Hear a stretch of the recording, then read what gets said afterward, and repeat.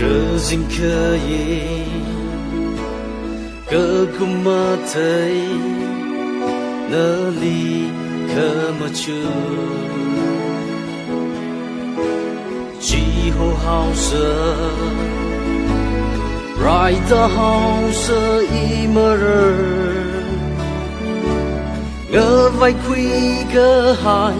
nỡ lấy xa lâm xin cất mang ngờ chẳng quý sinh hôm mất thấy lì thằng mong dính mãi ngờ rơi chỉ hao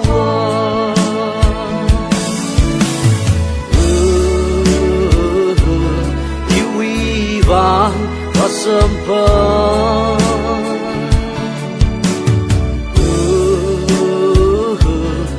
lấy mình lấy hao đô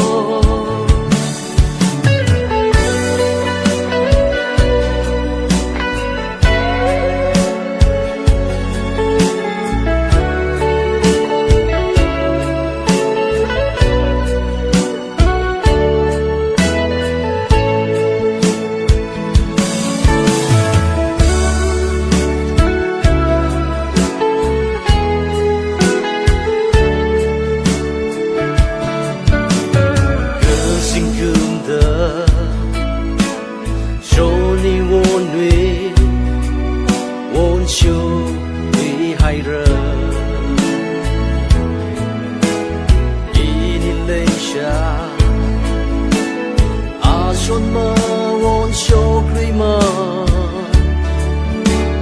chỉ man hao chỉ sự ngất sơ hao xin nhìn lâm xin cất mang nhớ chẳng quý xin hôm mất thấy lùi tầng mang tính mãi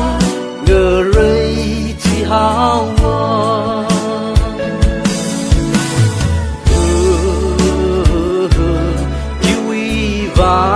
và sớm phơi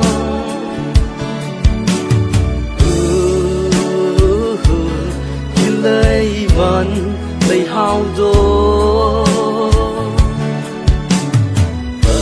phơ ninh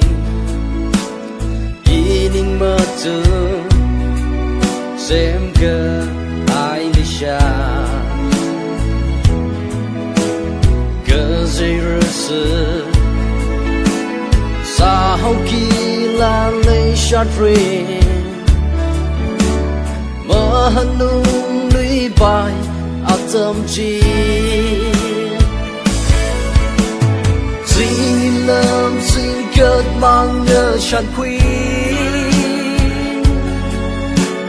xin hôm mất thấy liền từng mong tính mãi ngờ rơi chỉ hao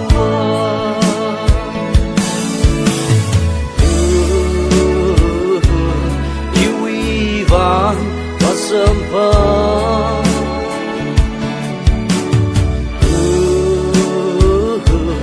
khi lấy mình lấy hao đô